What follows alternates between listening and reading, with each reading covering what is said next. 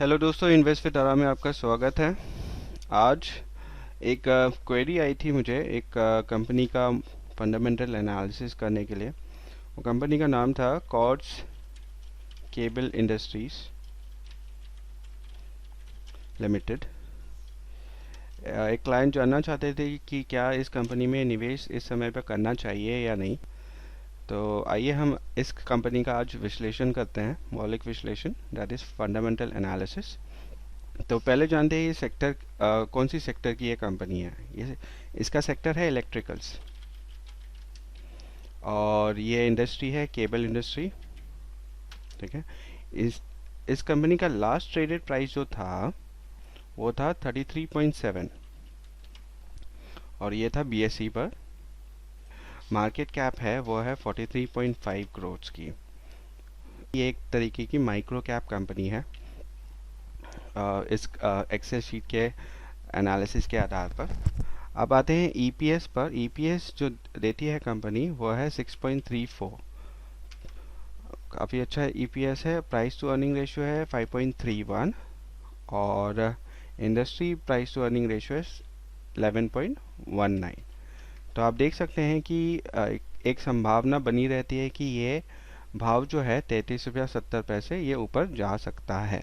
अब आते हैं बुक वैल्यू पर शेयर पर। तो बुक वैल्यू पर शेयर है 108 रुपये 70 पैसे का। प्राइस टू बुक वैल्यू है 0.31 का। तो ये कंपनी डिविडेंड नहीं देती और इसकी फेस वैल्यू है 10 रुपये की। और टोटल नंबर ऑफ शेयर्स जो इस कंपनी ने सब्सक्राइब कर रखा है वो है 1.29 करोड़ का। अब आते हैं टेक्निकल इंडिकेटर पर और इसका 52 वीक हाई देखते हैं तो वो हमें पता चलता है कि यह 66.5 तक जाकर आ चुका है। और आज के दिन में या तो इसका 52 वीक लो जो रहा है पिछले साल में वो था 22.1 का। तो आप देख सकते हैं कि ये जो भाव है आज का वो काफ़ी नज़दीक है 52 वीक लो के पास। तो इसके चांसेस जो है 66 तक जाने के वो काफ़ी ज़्यादा है। अब आते हैं इसकी डिलीवरी क्वांटिटी पर।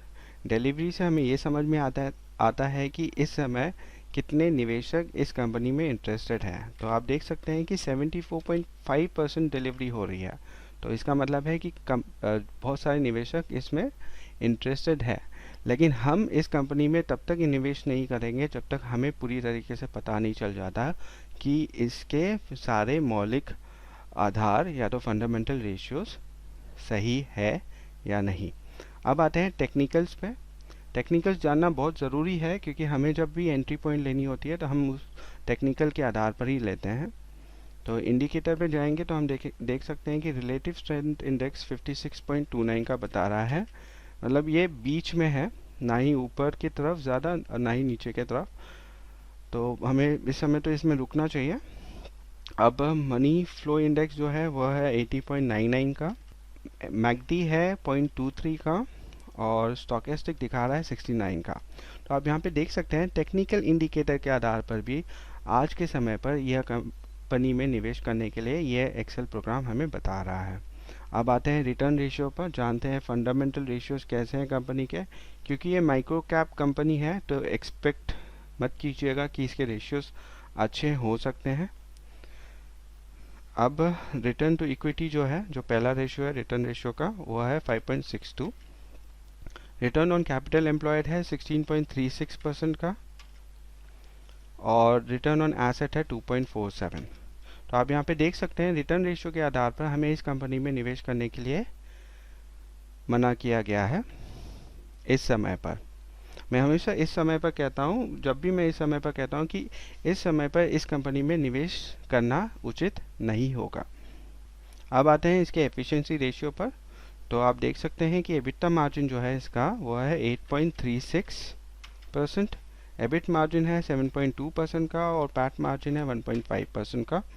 अर्निंग पर शेयर है 5.69 और एसेट टर्नओवर रेशियो है 1.64 का।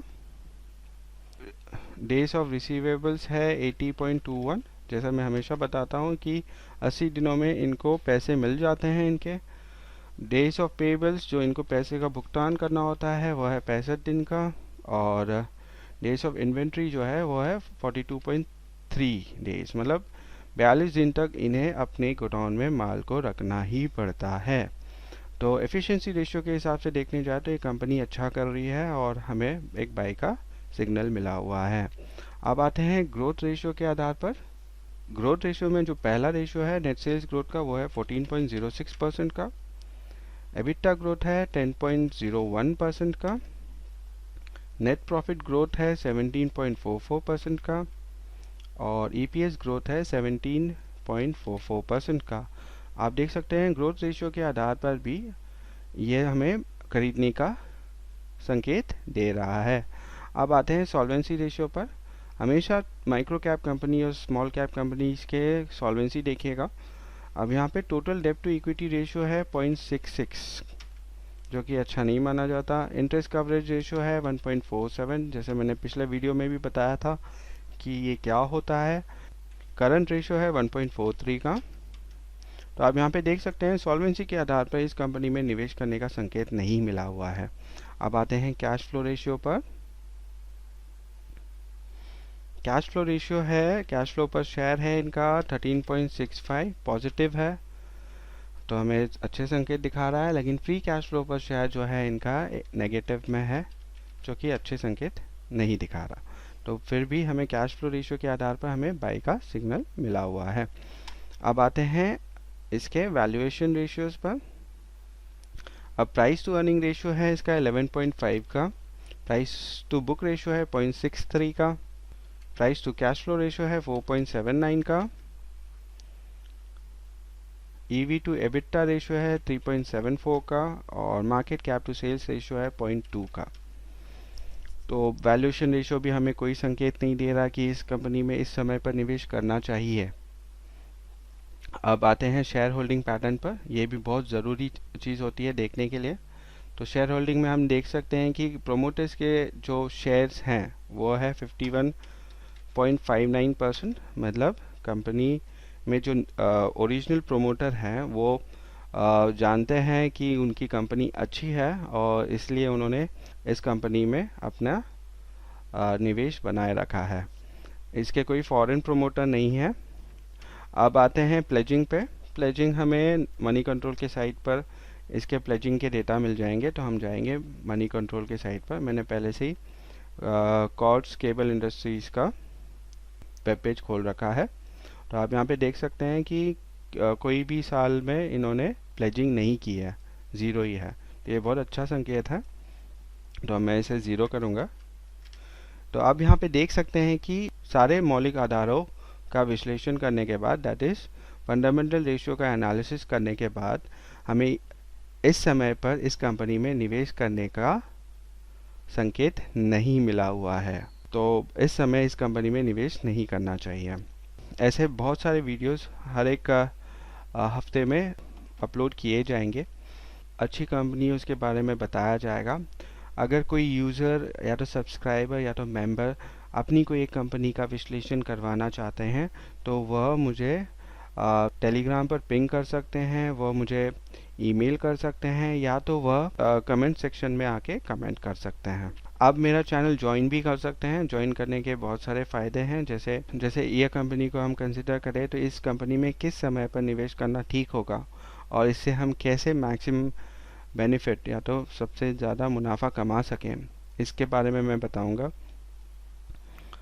और जैसे हम कहते हैं कि अगर आप शॉर्ट टर्म ट्रेडर हैं तो हमें कौन से ऐसे मौके आते हैं जिसमें हमें एंट्री करनी चाहिए और ऐसे कौन से मौके मिलते हैं जिस पर हमें एग्ज़िट करना चाहिए, ये सारे सपोर्ट और रेजिस्टेंस के पॉइंट जो है मैं आने वाले समय में एक अलग से सेगमेंट में इस सारी बातों का चर्चा करूंगा, लेकिन वह सिर्फ और सिर्फ मेंबर्स के लिए होगा। तो आप ज्वाइन करें इस चैनल को,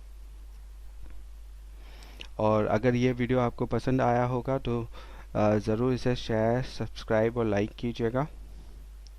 थैंक यू।